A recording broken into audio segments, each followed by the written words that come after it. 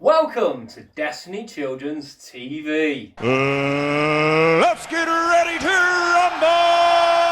Shaboom! It's great to see you today on Destiny Children's TV. We're going to have so much time together. The fun that we are going to have. We're going to have crafts with Jackie. We are going to be having a time of worship. We're going to be having a Bible lesson from Vanessa, and there's going to be puppets as well. But before we start, we're going to check out what you guys have been up to this week. And I'll sing because you are good, and I'll dance because you are good, and I'll shout because you are good to me. And I'll sing because you are good, and I'll dance because you are good, and I'll shout because you are good, so good to me. So good to me. So good to me. Right then everybody, time to get up for worship. Get up, get ready to use your whole body because we're going to worship the Lord.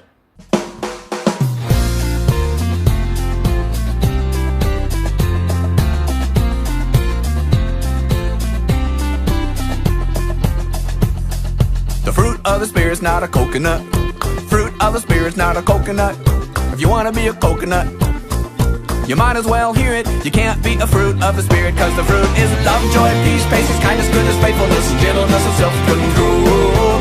Love, joy, peace, patience, kindness, goodness, faithfulness, and gentleness, and self-control. Oh, the fruit of the Spirit's not a banana. The fruit of the Spirit's not a banana. You wanna be a banana? You might as well hear it. You can't be a fruit of the Spirit, cause the fruit is love, joy, peace, patience, kindness, goodness, faithfulness, and gentleness, and self-control. Love, joy, peace, patience, kindness, goodness, faithfulness, and gentleness, and self-control. Oh, the fruit of the Spirit's not a watermelon. The fruit of the Spirit's not a watermelon.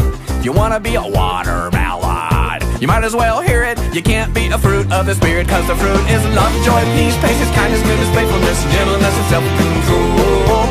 Love, joy, peace, patience, kindness, goodness, faithfulness, and gentleness, and self-control. Oh, the fruit of the Spirit's not a lemon.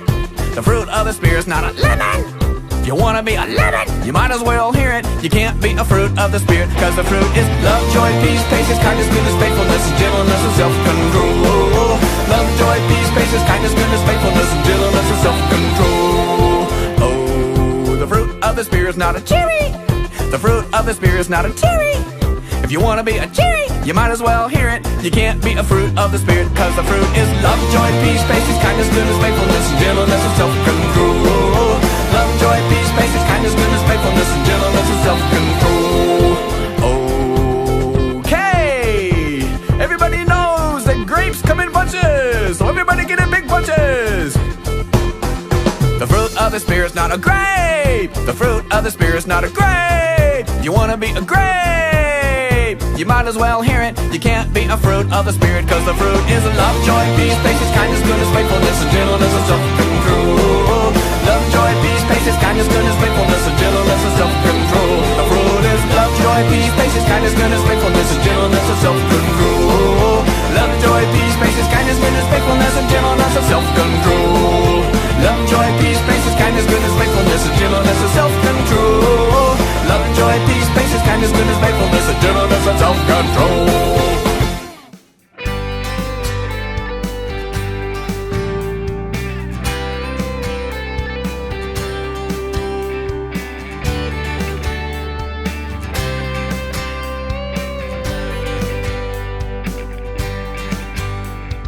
Great is your faithfulness. Great is your faithfulness. You never change. You never fail, oh God. True are your promises. True are your promises. You never change. You never fail, oh God. So raise up holy hands to praise the Holy One who was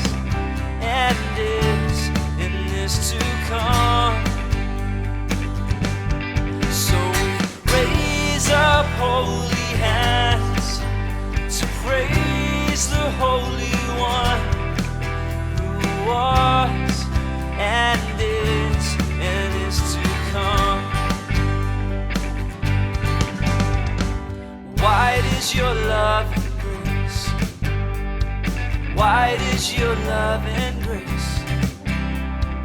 You never change, you never fail, oh God.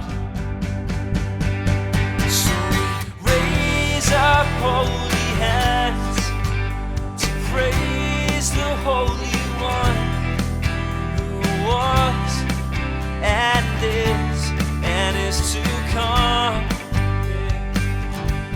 So we raise up holy hands to praise the Holy One who was and is to come.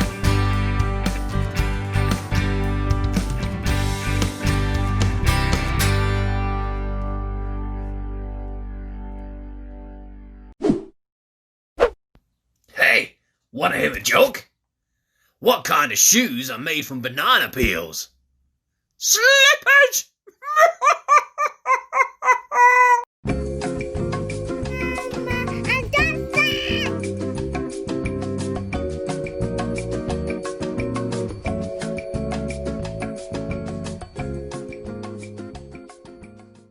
Good morning, Grandma. How have you been this week? Well, I have to say, I've been in one of my moods. It's expected, really, with the lockdown affecting everyone. No, dear, it's not that. Well, what is it then? It's your grandad. Oh no, what's happened now? Well, the other day I went into the kitchen and I found him painting Derek, our parrot. Well, that's okay, Grandma. It's a well-known hobby for people to take up painting. No, he was actually painting Derek. He painted him orange from head to toe. Well, why did he do that? He said he's seen a lot of people are doing odd jobs around the house during the lockdown. And he thought painting Derek the parrot would be a very odd job indeed. Oh, I see. What did you do, Grandma? Well, first of all, I gave him one of my lockdown knockdowns. Okay. And then I decided he needed me to give him some things to do to stop him thinking for himself. Oh, like what? Well, first of all, I sent him to the DIY shop to get some tartan paint. Grandma, you can't buy tartan paint. I know, but it took him all day long to queue up. And then when he got into the shop, they told him they didn't sell any. Ha! So then what did you do? Well, I told him I wanted him to find a roll of film for my digital camera. And then I sent him to his toolbox to find me a left-handed screwdriver. And a bubble for the spirit level. Grandma, these are all made-up things. It's very cruel to play practical jokes on people. Well, he should have thought of that before he painted Derek. Anyway, tell me, what's orange and sounds like a parrot? I don't know, Grandma. What is orange and sounds like a parrot? A carrot! You're getting better at jokes, but you're not quite as good as me yet. So where is Grandad now? Oh, he's in the shed, dear. Well, why is he in there? I sent him in there this morning for a long stand. I think he's been in there long enough now. Ha ha ha! Grandma! Oh, shh, here he comes. Hello, Grandad. Hello, everybody. I'm really sorry, but I can't find a long stand in the shed. Oh, don't worry. You can try again tomorrow. What's going on in here then? Why is there a camera and lots of boys and girls looking at us? It's Destiny Children's TV, Grandad. Do you want to say hello to them all? Oh, okay then. Hello, everybody. Hello. I can't hear you. You'll need to speak up because I can't hear very well. Shall we try one more time? Hello, everybody. Oh, that's better. So what happens on here then? Well, Destiny Virtual Church has just finished, and now Pastor Steve and Vanessa help us out by teaching us about something important in the Bible. Oh, I see. Very good. There's nothing better than knowing about the Bible. It's God's word, you know. Yes, Grandad, that's right. Well, what are they talking about today? They're talking about faithfulness. Oh, wow. That's a big word, isn't it? Well, I think it just means sticking at something. Oh, a bit like what my parrot's doing. Now you've covered him in sticky paint. Oh, he's fine. He looks better now anyway. No, I think it means staying through good times and bad times. And I think they're ready to tell us a bit more about it now, so we better say goodbye. Okay then. Goodbye everybody, and we'll see you soon. Goodbye. Bye. Oh, by the way, Grandma, I finally found you some tartan paint, so I'll start doing the living room this afternoon. What?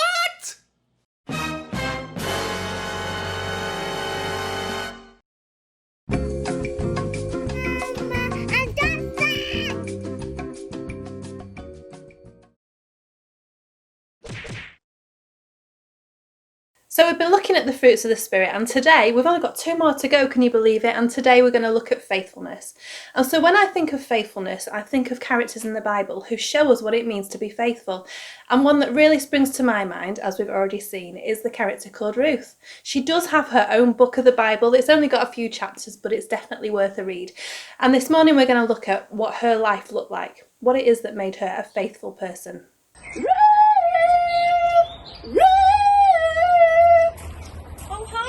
Oh, hi, Liz. Have you seen Ruth? Oh, no, she doesn't live here. I know, I live here. It's your house. It's my house. Oh, wow. And my window is broken. Oh, dear me. What happened? A boy with a ball. Oh, dearie me. You're going to have that fixed, aren't you? I know, but I can't get workmen in at the moment.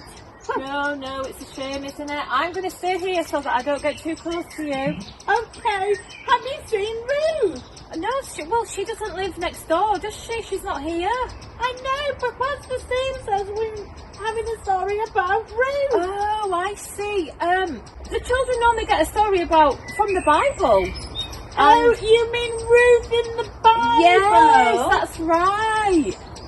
She has a whole book named after her. I know. Well, that's the Ruth that Pastor Steve was talking about, I'm sure. She is such a faithful person. I can't wait to hear the story. Oh, that makes sense now because the children are learning about faithfulness today. So that's the story, isn't it? How exciting! I know. I can't wait to. And now, the story of a Ruth. Once upon a time, there was a woman named Ruth. She wasn't an Israelite, she was from Moab, a country Israel didn't like very much. But Ruth, she married an Israelite. As our story begins, Ruth, her Israelite husband, and her husband's mother were all living in Moab because there was a famine in Israel. A famine? You mean no food? Right, no food. So there they are in the Moab when, oh no, Ruth's husband dies! I don't know what happened. Maybe he got hit by a bus. I don't think they had buses back then. Okay, maybe he got hit by a cow. Chester. A goat? Chester. An ill-tempered iguana? Chester. Anyway, he's dead. He's gone. No more husband.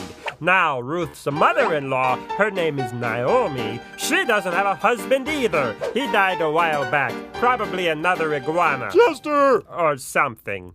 Naomi doesn't really belong in the Moab. She's an Israelite. So as soon as the famine ends, she decides to go back to Israel. Of course, she is old and has no husband and no money. So she'll have to beg for food. Her life will be sad. Well, guess what? Ruth doesn't want that to happen. She loves Naomi, so even though Moab is her home, Ruth says to Naomi, I will come with you. Your people will be my people. Your God will be my God. Isn't it beautiful? I'm telling you, that part makes me cry every time. Yeah, that's really something. It gets you right in the gut. Anyway, this amazing Ruth, she leaves her home and goes to Israel with Naomi to take care of her. Every day she follows the workers in the fields to pick up little bits of grain to share with Naomi.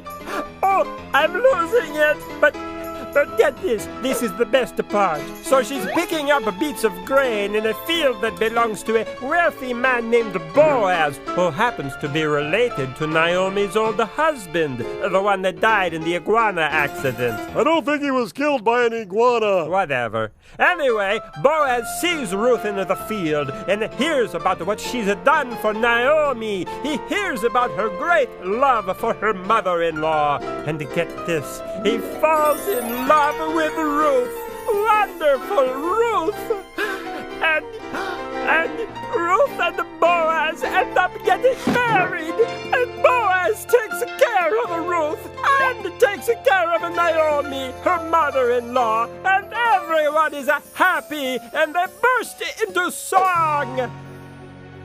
Ever since I saw you, I knew that I loved you and will be together, always and forever. Chester? Always, always. Chester, I don't think they burst into song. The Book of Ruth is not a musical.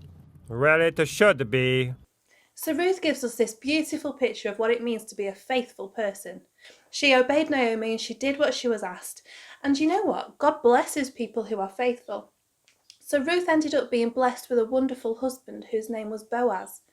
And Ruth became the mother of a little boy whose name was Obed. And when he grew up, he had a son called Jesse, and his son was called David. Because of Ruth's faithfulness, she got to become David's great-grandma. King David's great-grandma. And do you know what that means? She gets to be the great-great-great-great-great-great-grandma of Jesus. How amazing is that? If she hadn't chosen to be faithful back when she was with Naomi, she would never have found herself, as we know today, as part of Jesus's family tree. How amazing is that? Being faithful means knowing what to do and doing it, and keeping on doing it, being consistent, being faithful, being diligent. All these big words mean we keep on doing what we know to do, even when things get tricky. So we read our Bibles even if we don't feel like it. We pray. No matter what's going on, we can pray to God. And we spend time worshipping. All those things are really important. We need to be faithful as well with all the things that God has given us. That means we use what He's given us well and we use it wisely.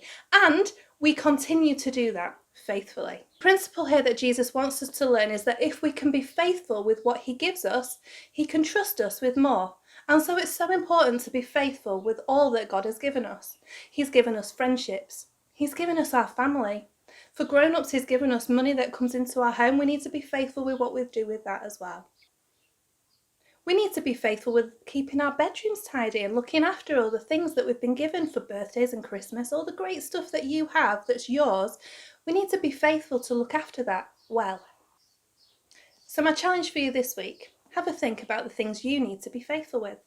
Maybe you've got a job that you regularly do in your home. Maybe you have to take out the bins, or maybe you get to clean the bathroom, or whatever it might be. Maybe it's part of your jobs to keep your bedroom tidy. This week, think about doing that faithfully. Even if you don't feel like doing it, let's do it anyway, with a good attitude and with a smile on our faces. Let's do what we know to do, and let's do it faithfully. Let's read our Bibles faithfully.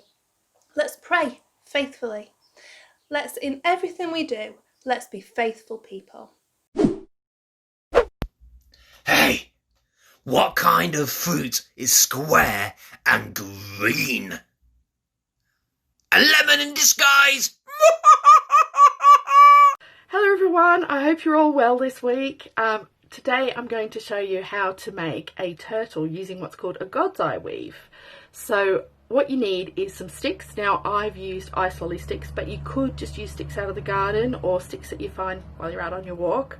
And I've used some wool, but you could also use string or ribbon, or even like little thin pieces cut from a plastic shopping bag if that's what you want to do. So like I always say, be creative and make it your own. Now I've painted these green because I'm making a turtle, but again, any colour you like, or you don't have to paint them at all, entirely up to you. So let's get started. The first thing you will need to do, if you are going to paint your sticks, paint them first. And then, now I've stuck these together with some PVA glue. Just makes it a lot easier to get started. Once they're all dried, you're ready to go. So here are my sticks ready to go. They've been painted and all glued together. And what I've done is I've knotted just a few different colours of wool together, just to make it easier as I go along to show you guys. So what you want to do first is just on the back, hold the end of the wool or whatever you're using and just wrap it around just in a straight line, just like this. Because as I said before, this is called a God's eye weave. So this kind of creates the pupil part of the eye, if you use your imagination. So once you finish that piece, and you can make it as big or as small as you like, there's no rules here, you need to start your weaving. So you need to go across your first stick and then wrap it around, all the way around that particular stick and back to the front. And then again, across the next stick, wrap it all the way around and across the front.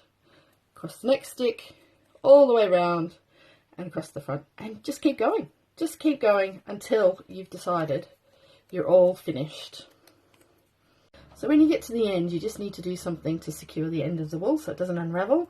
So you could glue it. I'm just going to, for the moment, use something to push this under the other pieces. If you are going to do this with something like scissors, please get an adult to help you. So that's basically all done. Now I'm just going to draw two little eyes and a mouth, just to bring my turtle to life. Now, the reason I've chosen to do this craft this week is because we're talking about faithfulness, and because this is a God's eye weave, it just reminds us that God is watching over us and being faithful to us. So have a think about that this week, and have a great week, everybody. Don't forget to send your pictures and your videos into Pastor Steve. Hey, we've had a great time on Destiny Children's TV. Sadly, it is over. I know, please don't cry. But do remember the message that Vanessa told us about being faithful, about doing the right things and doing it consistently. Wasn't it great the way Ruth was faithful to Naomi by doing the right thing? You know, we can do that for our families this week. You can check out our website, www.destinychurch.co.uk, and on there you will find worksheets where you can print those off, and colouring sheets, and you can decorate those. Please send in if you do the crafts or take videos of your dancing, or if you do the worksheets, send them in so that we can showcase you in a future episode of Destiny Children's TV. And don't forget to hit subscribe, click on the bell, and you'll be able to get notifications of when we have uploaded another video from Destiny Church. Thank you very much. God bless you all. Goodbye. In this to come, so we raise up holy hands to praise the Holy One who was and is to come. Wide is your love and grace, wide is your love and grace. You never change, you never fail, oh